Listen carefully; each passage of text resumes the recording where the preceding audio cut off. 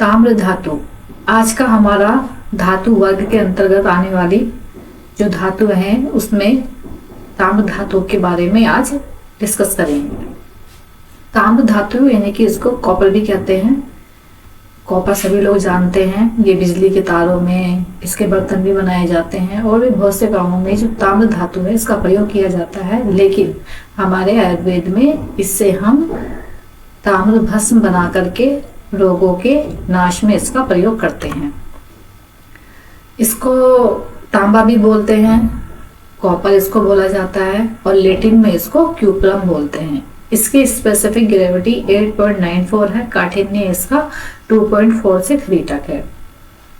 इसके बहुत सारे पर्याय बताए गए हैं, जिसमें कि जैसे ताम्र तो है ही, शूल भी इसको बोलते हैं, मलेच्छ वक्त्र बोलते हैं, नेपालीय बोलते हैं, उदुम्बर है, अंबर है, सूर्य लोह, क्योंकि ये सूर्य की धातु होती है इसीलिए अर्क मतलब अगर उसमें रत्नों के हिसाब से देखा जाए, अर्क, भानु भी सूर्य का ही एक पर्याय है, भानु लोह है, रवि लोह है, त्र्यंबक है, अरविंद भी सूर्य का ही पर्याय है, लोहिता अयस हो गया, रवि प्रिय, भास्कर और ताम्र। ये इस तरीके से जो ताम्र धातु है ये उसके पर्याय बताए गए हैं।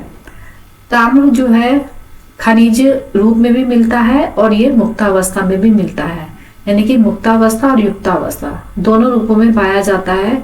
मुक्त अवस्था में ये बहुत ही कम मात्रा में अमेरिका और साइबेरिया में मिलता है और मुक्त ताम्र में जो होती है थोड़ी बहुत मात्रा में रजत, सोमल, बिस्मिथ, एंटीमनी आदि भी पाया जाता है। इसके अतिरिक्त इसमें इसके खनिज होते हैं जैसे कि सल्फाइड है, ऑक्साइड है, कार्बोनेट है। इस रूपों में इसके जो खनिज होते हैं वो प्राप्त होते हैं।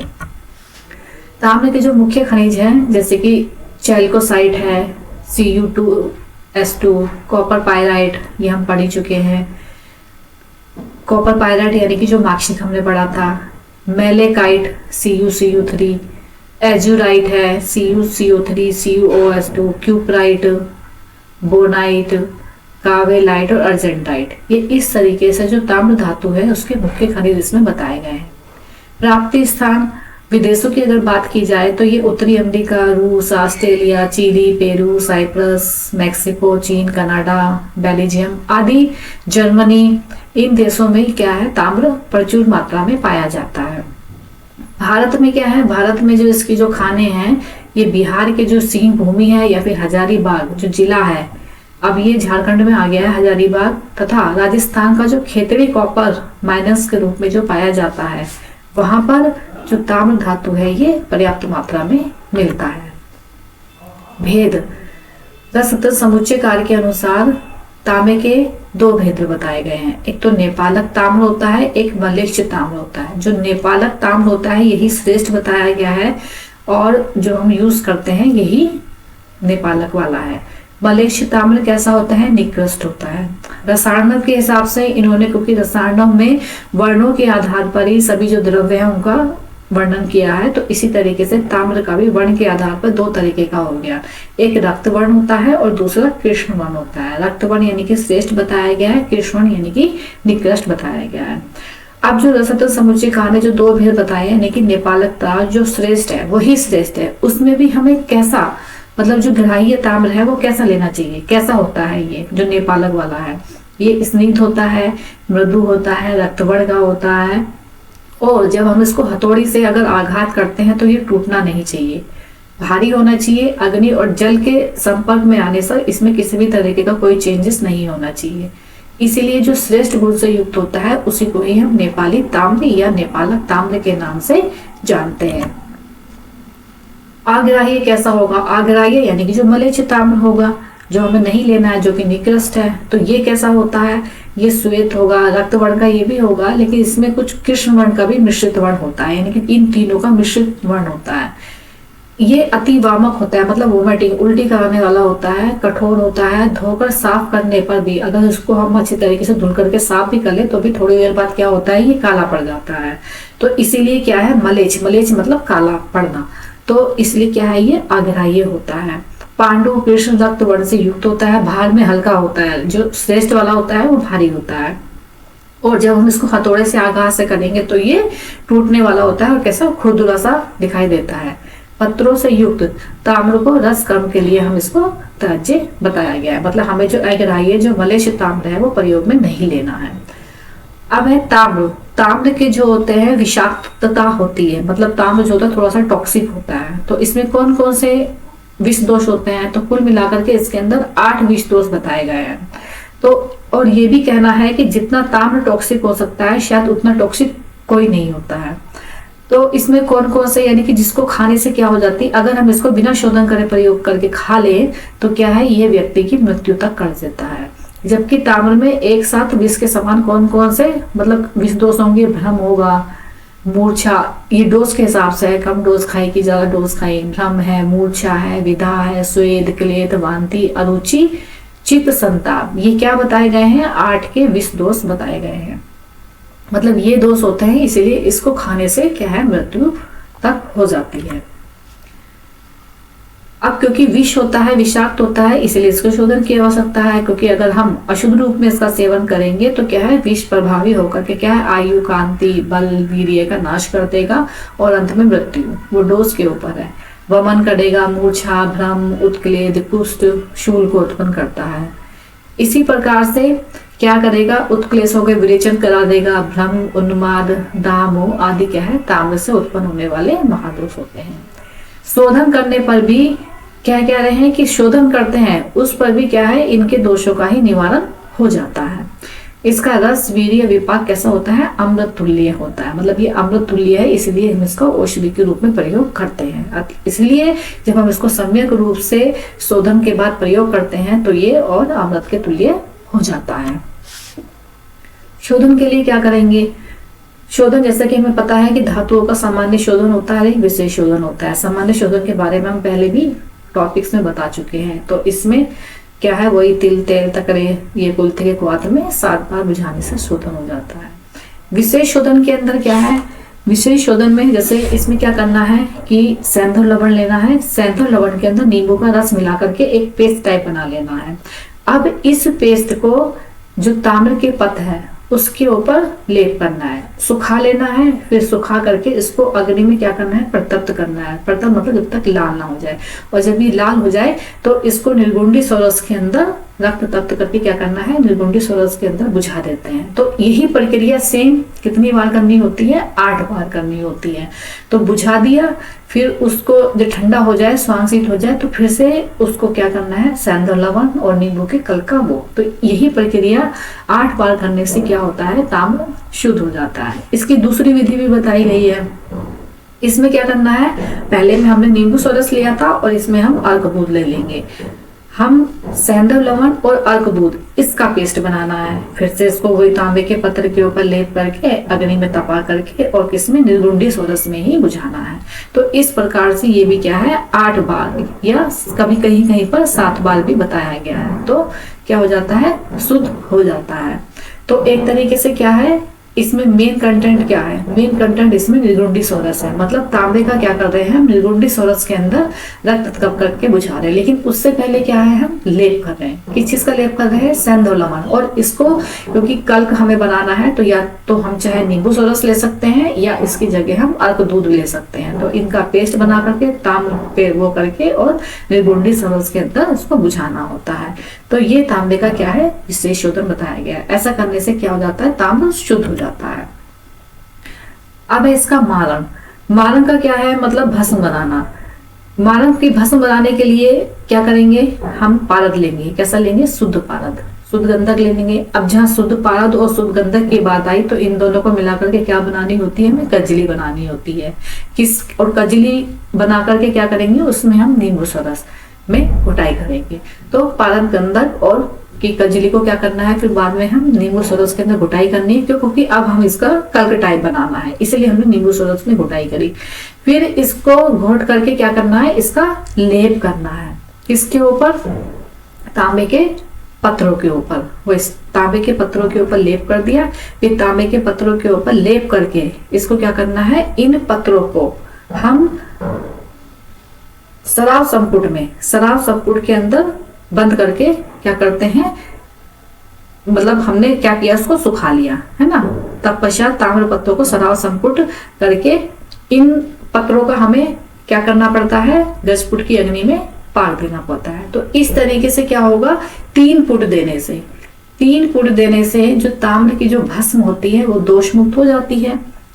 फिर इसको और दोष मुक्त मतलब अभी भी क्या है, इसमें जो पूरी तरह से शुद्ध मतलब इसका अभी भी ऐसा लगता है कि जैसे ये दोष इसमें है, हालांकि दोष शोधन से हो जाते हैं, लेकिन फिर भी क्या है, भस्म। तो दोष मुक्त करने के लिए इसमें क्या करेंगे, फिर से हम नींबू आदि कोई भी अम्ल द्रव्य से क्या करते हैं, फिर से हम इसमें मर्दन करेंगे। फिर क्या करेंगे, इसका गोला बना लेंगे। इस गोला बना करके ये जो भस्म का जो गोला है, इसको सूरनकंद आता है, सभी लोग जानते होंगे।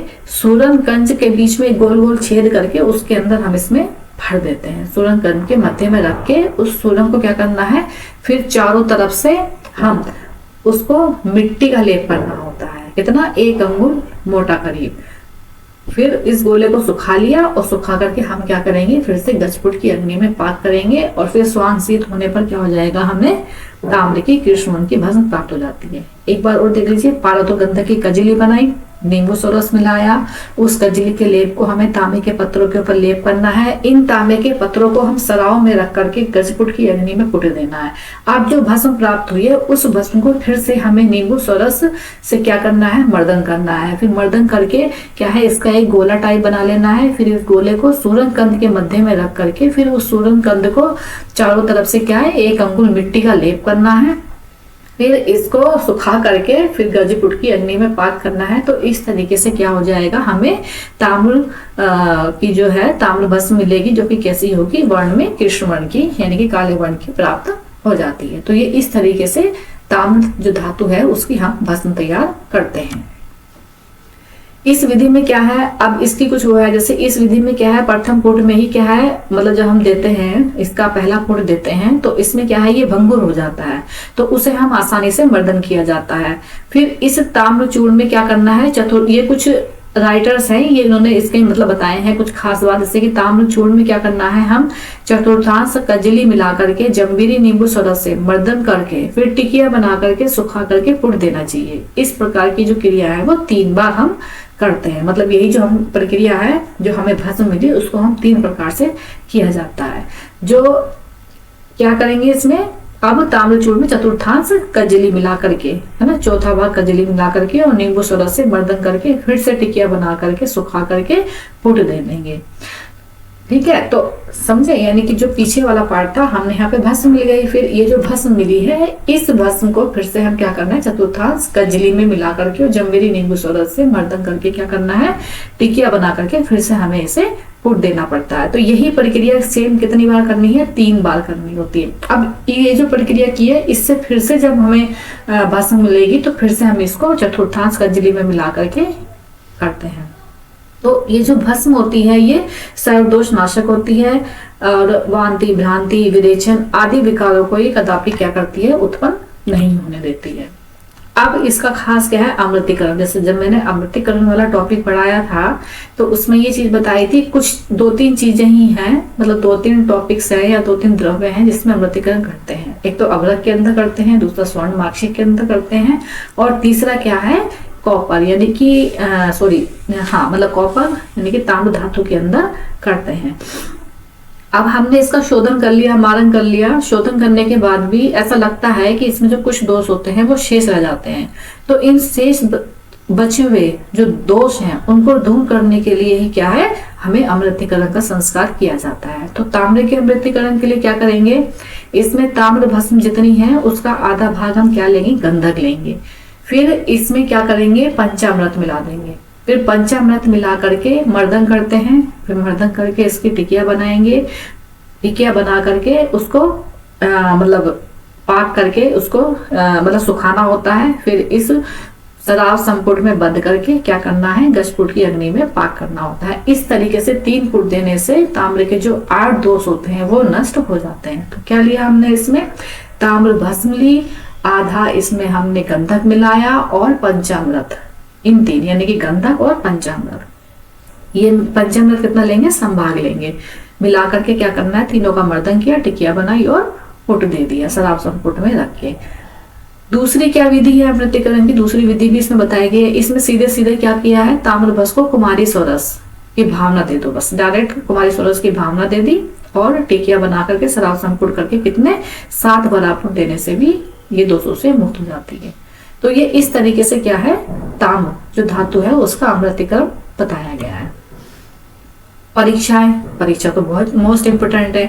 भस्म हमने बनाई और ये नहीं पता है कि वो ठीक बनी है कि नहीं बनी है, तो उसके लिए कुछ परीक्षा है। जैसे कि ऐसे ही ताम्र भस्म भी है, वारिता यानी कि पानी के ऊपर तैरनी चाहिए, रेखा पूर्ण होनी चाहिए, निश्चंद्र यानी कि चमक रहित होनी चाहिए। और इसके अलावा क्या है, इसकी एक खास परीक्षा है, क्या है, ताम्र भस्म को अगर हम खट्टी दही में डालते हैं और कुछ देर तक ऐसे ही छोड़ दें, तो अगर दही का रंग नीला पड़ जाता है, नीला पड़ने पर क्या है, अभी इसमें से दोष नष्ट नहीं हुए, मतलब अभी इसको और पुट देने की आवश्यकता है, मतलब अभी हमें से और भस्म बनाना है। तो ये इस तरीके से, मतलब अभी कच्ची है ये भस्म, तो ये इस तरीके से भस्म की जो परीक्षा है वो बताई गई है। गुण क्या है, कसाय होती है, अम्ल होती है, मधुर है, तिक्त है, विपाक इसका मधुर होता है, वीर्य में ये उष्ण होती है, पित्त में कफर होती है, उदर रोग, कुष्ठ, कृमि, ऊर्ध्वाक शोधक, विषहर होती है, स्थूल्य यानी कि मोटापे को दूर करती है, दीपक किंचित व्रंगण करने वाली होती है। इसके अलावा आर्स, क्षय, पांडु, नेत्रीय, लेखन, लघु का, श्वास, प्रतिशय, मतलब ऐसे कोई रोग नहीं है जो इससे दूर ना होते हो। तो एक तरीके से क्या है, ये भी रसायन की तरह ही काम करती है। मात्रा 1/8 से आधा रत्ती कि इसकी मात्रा बताई गई है, बहुत कम मात्रा में यूज करते हैं, उसमें भी रोगी के बलाबल और काल के अनुसार। अनुपात में क्या है, रोगानुसार विविध द्रव्यों के सोरस आदि और मधु के साथ हम इसमें देते हैं। ताम्र भस्म का अगर हम इसमें अशुद्ध रूप में सेवन कर ले तो क्या मतलब देने, मतलब अगर भस्म दे रहे हैं और हम तो शुद्ध समझ के दे रहे हैं लेकिन वो अशुद्ध निकली और खाने के बाद में उसका कोई विकार हो गए, तो ऐसे केस में हमें उसके विकारों की शांति के लिए क्या करना चाहिए, हमें मुनि बीरी यानी कि जो यवक होता है उसको पीस करके उसको मिश्री के साथ में, या फिर दूसरा है कि धनिये के बीज के क्वाथ में मिश्री मिला करके, 2 मेथड है, यानी कि यवजों को पीस करके उसमें मिश्री मिला करके दे सकते हैं, या फिर धनिये के बीज, जो धनिया होता है ना बीज होता है उसका काढ़ा बना करके उसमें मिश्री मिला करके उसको 3 दिन तक अगर पिलाएंगे तो जो ताम्र भस्म से संबंधित जो दोष होते हैं वो विकार वो शांत हो जाते हैं। ठीक है, अब इसके प्रमुख योगों में क्या होंगे, प्रमुख योगों में जैसे इसमें लक्ष्मी विलास रस के अंदर पड़ता है, आरोग्य वर्धनी वटी है, पंचामृत पर्पटी है, ताम्र पर्पटी और हृदयार्णव रस, इन योगों के अंतर्गत ये जो ताम्र धातु है ये डाली जाती है। तो इस तरीके से जो हमारा जो ताम्र धातु का जो टॉपिक है वो इतना ही था।